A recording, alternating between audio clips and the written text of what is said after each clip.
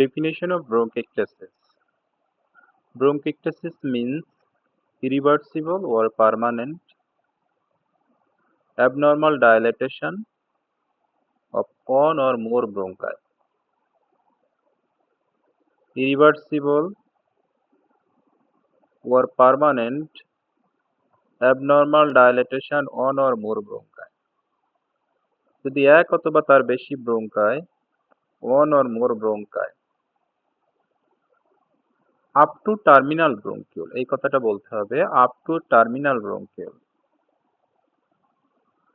with chronic ear inflammation characterized by chronic sputum production, recurrent chest infection, and airflow obstruction.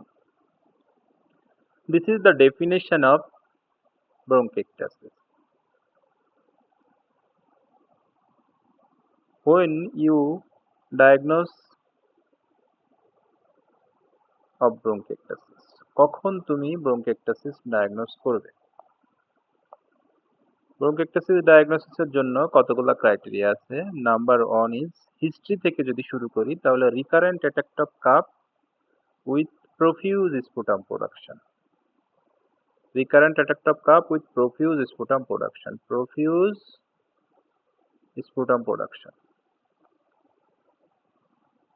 Recurrent attack of cough with profuse sputum production যদি হয়ে থাকে তখন সেটা bronchiectasis এর পক্ষে যাবে। সাথে যদি shortness of breath and hemoptysis থাকে। hemoptysisটা কি জিনিস? কাপিং আপ অফ ব্লাডটা হচ্ছে hemoptysis। তো হিমোপটাইসিস যখন জিজ্ঞাসা করে তখন সাথে জিজ্ঞাসা করে সিউডো হিমোপটাইসিসটা কি জিনিস। সিউডো হিমোপটাইসিস। সিউডো হিমোপটাইসিস হচ্ছে একটা জিনিস যেখানে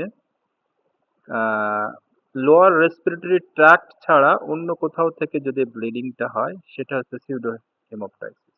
মনে করো নোজ থেকে যদি ব্লাড আসে তখন সেটা সিউডো হিমোপটাইসিস। যদি বমির সাথে হেমাটেমেসিস হয় তখন সেটা সিউডো হিমোপটাইসিস। এক কথায় লোয়ার রেসপিরেটরি ট্র্যাক্ট থেকে যদি না আসে তখন সেটা সিউডো হিমোপটাইসিস। সাথে হিস্ট্রি থাকে চাইল্ডহুড রিকারেন্ট ইনফেকশনের একটা হিস্ট্রি থাকে। Present childhood history of symptom অথবা ইনফেকশন হিস্ট্রি থাকে, বিশেষ করে সিস্টিক ফাইব্রোসিস পিসিডির ক্ষেত্রে থাকে। তারপর হচ্ছে আলফা 1 অ্যান্টিটিপসিন ডেফিসিয়েন্সির ক্ষেত্রে থাকে। তারপর হচ্ছে ইমিউনোগ্লোবুলিন ডেফিসিয়েন্সির জন্য থাকে।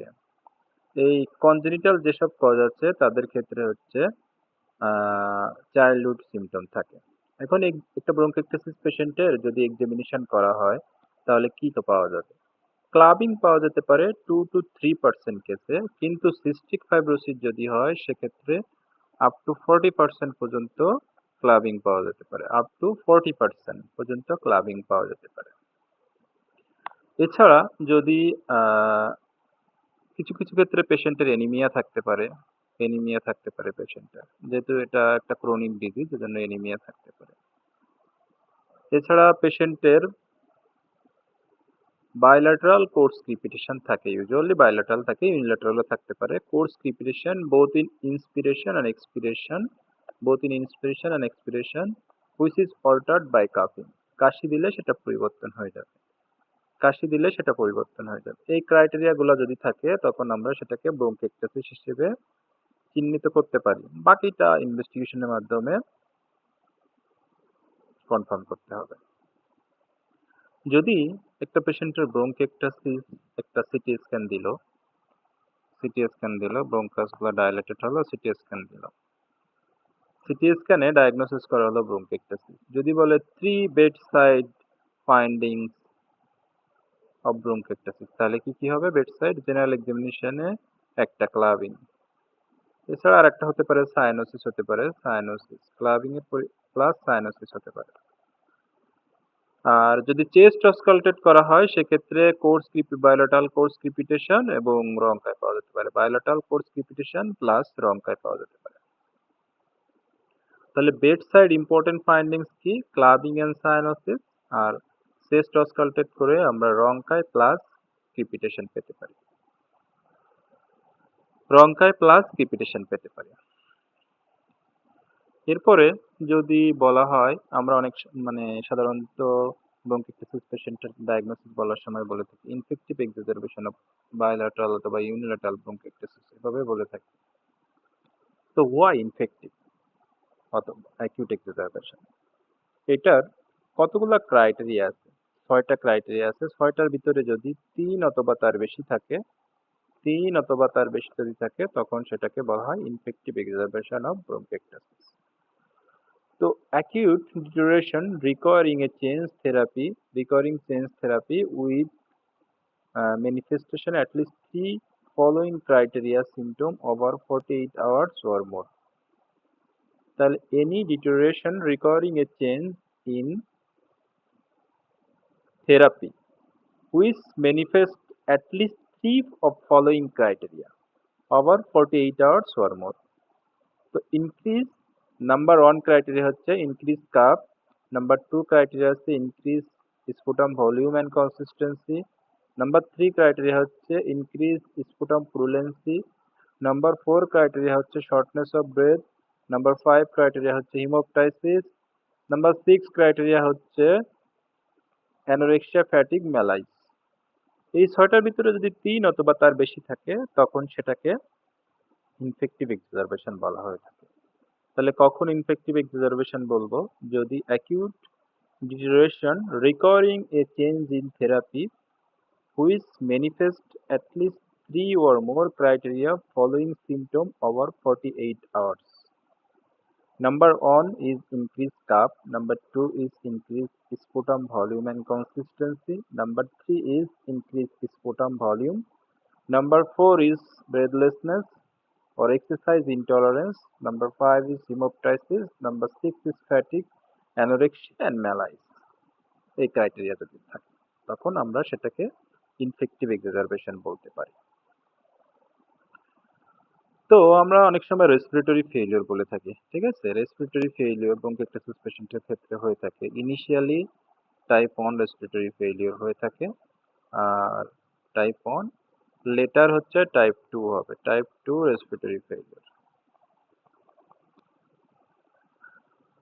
তো টাইপ 1 রেসপিরেটরি ফেইলিওরের কিছু ফিচার আছে, যেমন হচ্ছে oxygen saturation, peripheral oxygen saturation less than 90%, এটা আইসিইউ প্রোটোকলের একটা রেফারেন্স আছে। সাথে পেশেন্টের সায়ানোসিস থাকতে পারে, ট্রাকিকার্ডিয়া থাকতে পারে, ট্রাকিপনিয়া থাকতে পারে, অ্যাংজাইটি, রেস্টলেসনেস, কনভালশন এগুলা থাকতে পারে। আর টাইপ 2 এর জন্য হচ্ছে টাইপ 2 এর ক্রাইটেরিয়া কি? টাইপ 2 এর ক্রাইটেরিয়া হচ্ছে ওয়ার্ম পেরিফেরি থাকবে, বাউন্ডিং পালস থাকবে, ফ্লাপিং ট্রেমার থাকবে। হাতের ক্ষেত্রে 3টা। আর যদি সিএনএস অথবা হেডের ক্ষেত্রে চিন্তা করা হয় তাহলে প্যাপিলোইডিমা থাকবে চোখে, রেইজ ইন্ট্রাক্রেনিয়াল প্রেসারের ফিচার থাকবে, হেডেক থাকবে, কনফিউশন থাকবে। এই ফিচারগুলো হচ্ছে টাইপ 2 রেসপিরেটরি ফেইলিওরের ফিচার। এটা খুবই গুরুত্বপূর্ণ। এটা টাইপ 1 নাকি টাইপ 2? টাইপ 1 হলে একরকম চিকিৎসা, টাইপ 2 হলে অনেক সময় পেশেন্টের এনআইভি লাগে, আইসিইউতে রেফার করা লাগে, আরসিইউতে রেফার করা লাগে। এটা খুবই গুরুত্বপূর্ণ। তো আমরা এখানে শিখলাম ডেফিনেশন অফ ব্রঙ্কিকটিসিস। ডেফিনেশনটা কি? abnormal dilatation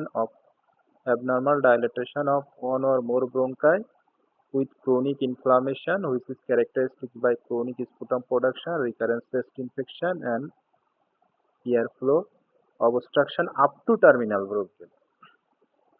Why your diagnosis is bronchiectasis? এটা একটা কোশ্চেন ধরে।